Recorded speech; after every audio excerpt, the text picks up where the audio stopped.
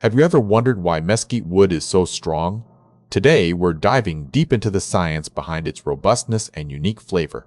Mesquite is known for its strong and durable wood, which makes it a popular choice in construction. This strength comes from the dense structure of mesquite trees, which grow slowly and pack their fibers tightly.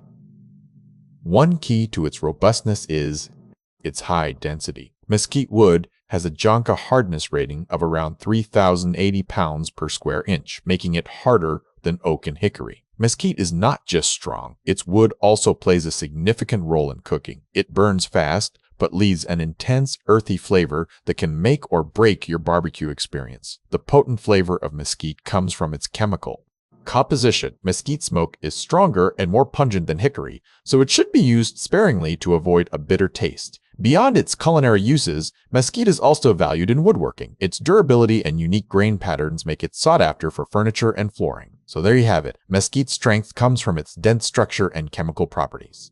This makes it ideal for both construction and cooking, though with a unique flavor profile that requires careful use. Now you know why mesquite is so strong. What application of mesquite wood do you find most intriguing? Let me know in the comments.